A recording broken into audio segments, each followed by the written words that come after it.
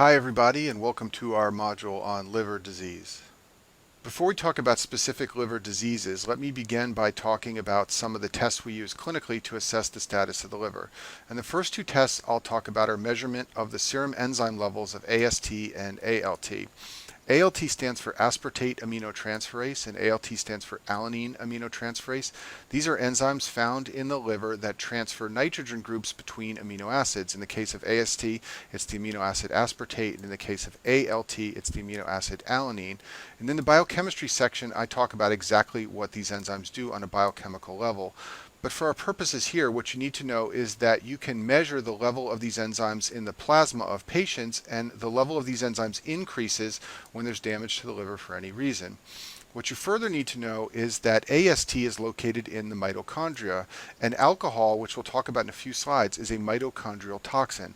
Therefore, in alcoholic hepatitis, which we'll talk about in a minute, you will see levels of AST that are much higher than the levels of ALT, and that's because the primary focus of the toxin is in the mitochondria where you find AST.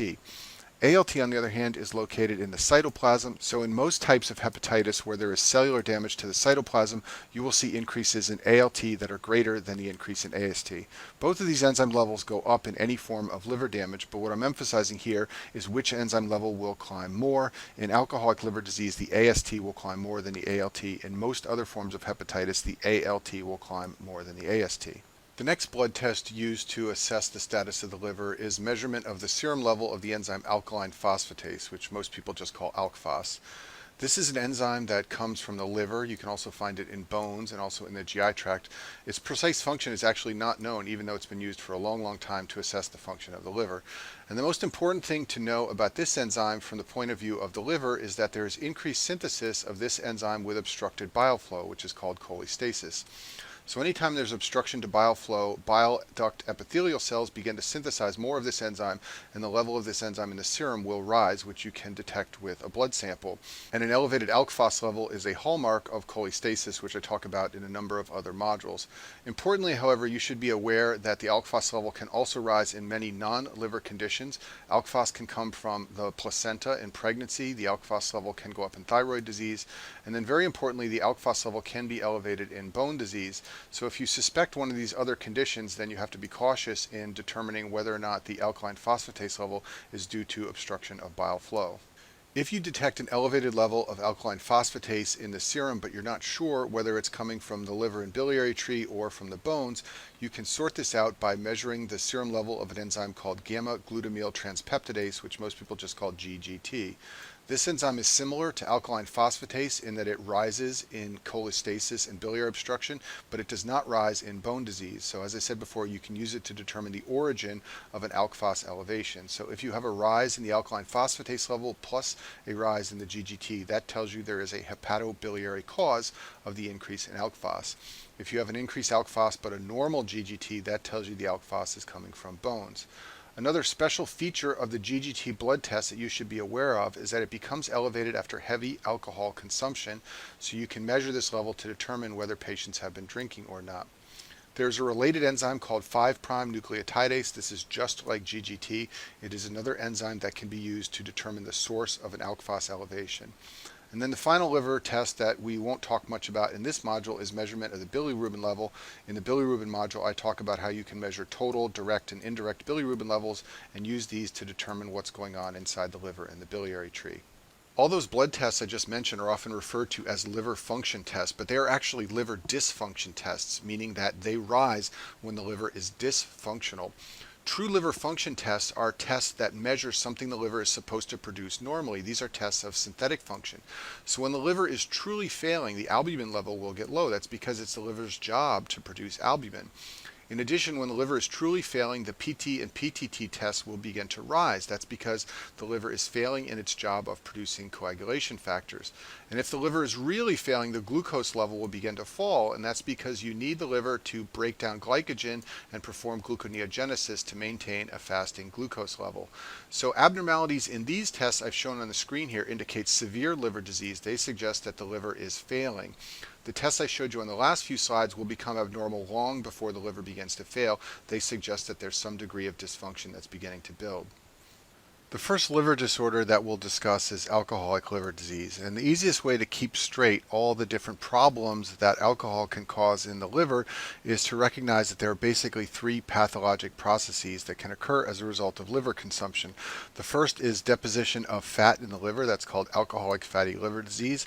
The second is an acute hepatitis from drinking heavily. And then finally, chronic consumption of excessive alcohol, like among alcoholics, can lead to cirrhosis.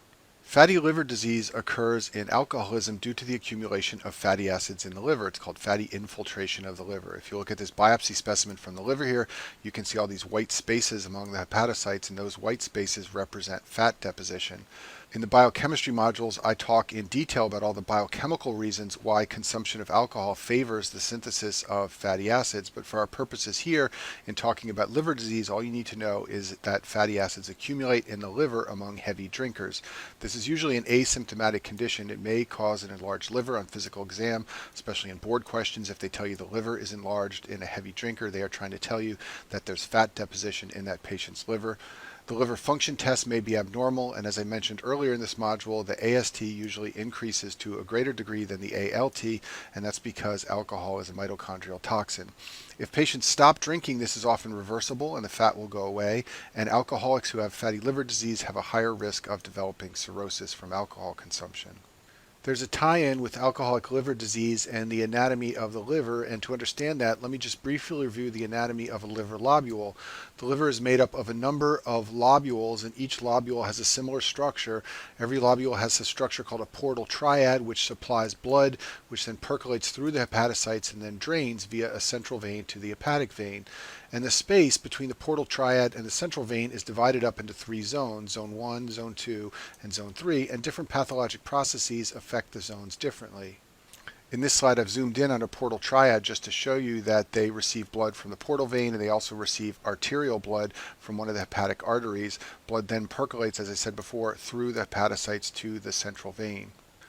This slide is a schematic of the zones in the liver lobule showing how blood flows through each lobule. Blood can enter through either the hepatic artery or the portal vein. It then moves through zone 1 and zone 2 and finally zone 3 before it exits via the hepatic vein. Zone 1 is called the periportal zone, and zone 3 is called the centrilobular zone. Zone 2 is called the midzone. And the point here, as relates to alcoholic liver disease, is that fatty infiltration in alcoholic liver disease begins in zone 3. Zone 3 is affected first. This is also the first zone to be affected by fibrosis in alcoholic cirrhosis. And most liver pathologies affect zone 3 first. The only important liver pathology that affects another zone first is that viral hepatitis tends to infect zone 1 first. Most other liver diseases affect zone 3. There is another liver disorder that looks like alcoholic fatty liver disease but is not related to alcohol consumption, and that is appropriately called non-alcoholic fatty liver disease. This is fatty infiltration of the liver that is not due to alcohol. Some patients have just a non-alcoholic fatty liver, or NAFL. Some other patients have what's called NASH, for non-alcoholic steatohepatitis. This is where they have fat and inflammation in the liver. This is often an asymptomatic condition. It's often discovered when liver function tests are measured for some other reason, and it's noted that the ALT and AST are elevated. Usually in this case, the ALT is elevated more than the AST. Remember, only in alcoholism do you see the AST increase the most, and that's because alcohol is a mitochondrial toxin. Non-alcoholic fatty liver disease can progress to cirrhosis, and it is strongly associated with obesity. And the easy way to remember this is to just think of obese people having lots of excess fatty tissue, and in addition to depositing around their body, it deposits in the liver. This can improve with weight loss. Often the fatty liver disease goes away. A second problem that alcoholism can cause is acute hepatitis. This classically occurs after heavy binge drinking in someone who has a long history of heavy alcohol consumption. And in the biochemistry modules, I talk about how acetaldehyde is formed from heavy alcohol consumption and how acetaldehyde can lead to destruction of hepatocytes and acute hepatitis.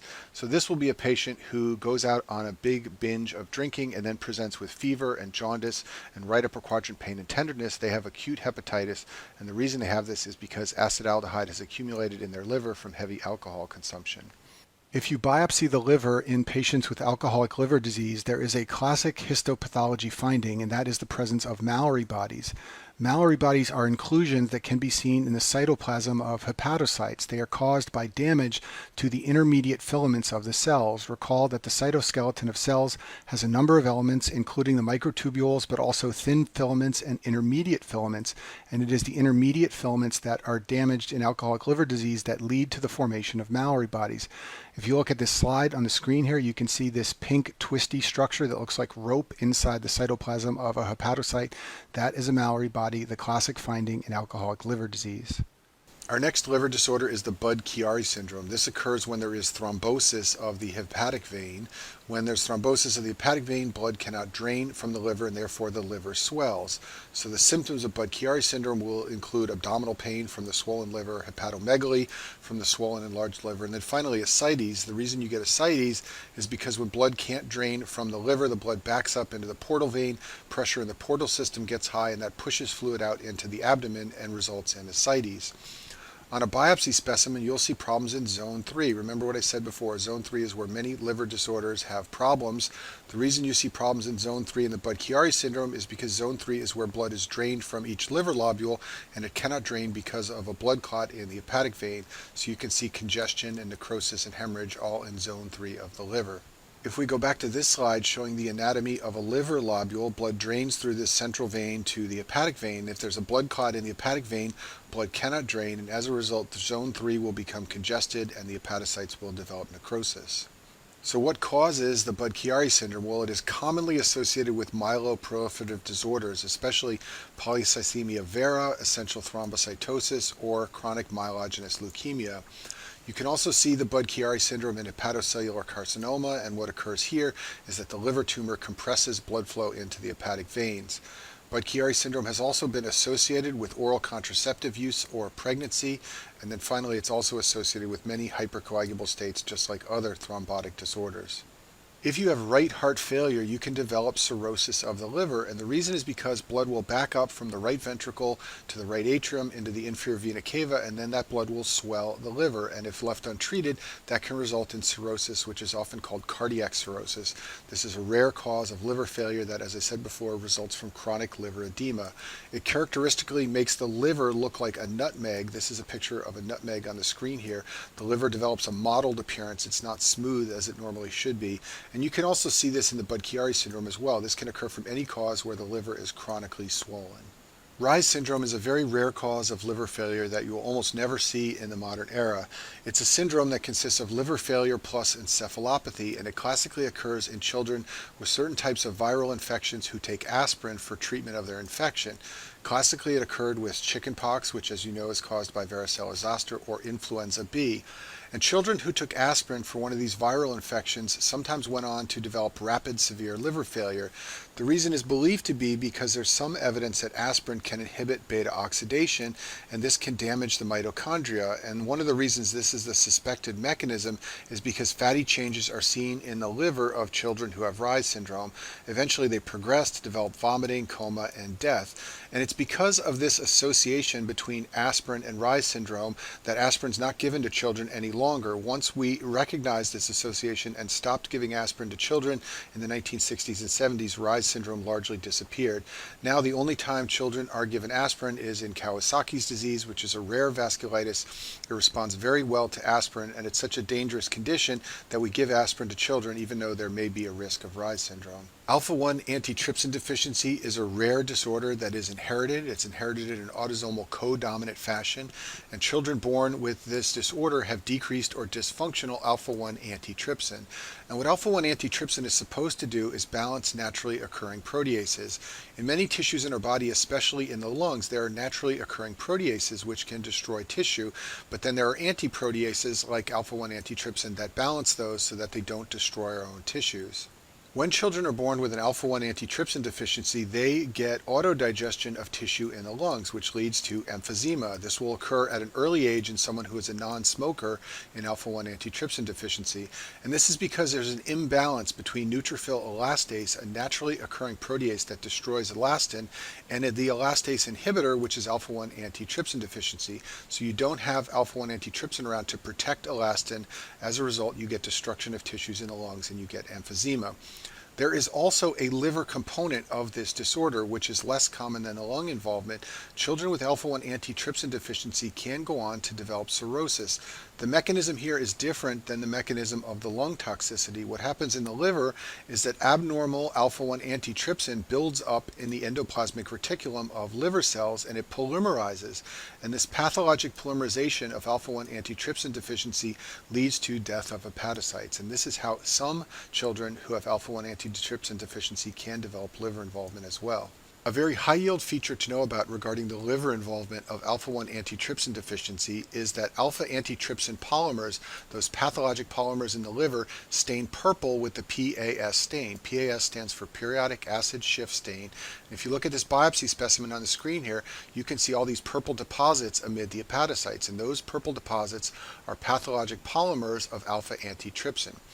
Now, glycogen also stains purple with the PAS stain, and as you may know, there is glycogen accumulation in the liver in glycogen storage diseases. But you can differentiate glycogen storage diseases from alpha-1 antitrypsin deficiency by treating the biopsy specimen with diastase. Diastase will break down or digest the glycogen, and the purple areas will go away on the slide. However, if the purple areas are due to alpha-antitrypsin polymers, they will not go away. That's because alpha-antitrypsin resists digestion by diastase. That's the term that is used, meaning that diastase will not break down the polymers as it will in glycogen storage diseases. A liver abscess is a walled-off area of infection inside the liver. If you look at this CAT scan at the bottom right side of the screen here, you can see a liver abscess on the left side of the picture. In industrialized countries like the United States, this is almost always caused by bacteria, and there are two ways bacteria can get to the liver and form an abscess. The first way is via bacteremia. So if you have bacteria in your bloodstream for any reason, those bacteria can travel to the liver and potentially form an abscess. The second way that bacteria can form an abscess is if they climb up through the biliary tree from the GI tract. This is called cholangitis. So if you have cholangitis of your biliary tree, gram-negative rods from the intestines can get into the liver and form an abscess. Klebsiella is a classic bacteria to cause an abscess in the liver by ascending from the intestines. There are two rare causes of liver abscesses that you should know, especially for step one. The first is a protozoa called Entamoeba histolytica. I talk about this in the infectious disease modules, but if you consume cysts in contaminated water, you can develop dysentery, which is bloody diarrhea, and this protozoa likes to ascend in the biliary tree and then potentially cause an abscess. And then second is a helminth infection by Echinococcus. Patients who get an Echinococcus infection have fecal oral ingestion of eggs of the helminth, and they develop massive liver cysts. Echinococcus is famous for causing huge liver cysts. In the infectious disease section, I talk about viral hepatitis in detail. I'll just briefly review the topic here. There are 5 hepatitis viruses that infect the liver: hepatitis A, B, C, D, or E. They all cause a marked increase in the AST and ALT level in the serum. A normal AST or ALT level is about 50. In viral hepatitis, these levels can get over 1,000 or more than 25 times normal. There are a small number of disorders that do this, so when you see liver function tests in the 1,000, you know it's only one of a couple of things, and one of those things is viral hepatitis. Patients with acute viral hepatitis can develop hyperbilirubinemia and jaundice. If the infection is severe, you can see abnormal synthetic function in the liver, things like hypoglycemia and abnormal coagulation tests and low albumin. And you diagnose viral hepatitis by viral antibody tests. And again, I discuss all this in detail in the ID section. Autoimmune hepatitis is autoimmune inflammation of the liver, just like the name suggests. It's more common among women, and this is true of most autoimmune disorders, and it classically occurs in the 40s and 50s. There are a range of symptoms. Sometimes the disorder is asymptomatic, and it's picked up when AST and ALT levels are measured for another reason. It can cause acute liver disease, and rarely it can progress to cirrhosis. You can make a diagnosis of autoimmune hepatitis with antibody testing. Anti-nuclear antibodies, or ANAs, are the most common antibody abnormality. As you may know, these antibodies are abnormal in lupus and many other disorders, so they are sensitive but not specific for autoimmune hepatitis. The more specific autoantibody for autoimmune hepatitis is called anti-smooth muscle antibodies, and you can treat autoimmune hepatitis with steroids and other immunosuppressants. Now let's talk about a Tylenol overdose. Tylenol, you may know, is a painkiller. It's sold over the counter, which means you don't need a doctor's prescription. So it is frequently taken in excess, either by accident or as a suicide attempt. Tylenol goes by several different names. It can be called acetaminophen. In many countries in the world, it's called paracetamol. And then it's often abbreviated APAP in doctor's notes. And APAP stands for N-acetyl para-aminophenol. But whatever it's called, the maximum recommended dose is 4 grams over 24 hours. And if you take too much, you can develop acute liver failure from hepatic necrosis. And just like I said before with viral hepatitis, there's only a small number of disorders that cause the AST and ALT level to climb very high into the thousands. Viral hepatitis is one of them, and another one is a Tylenol overdose.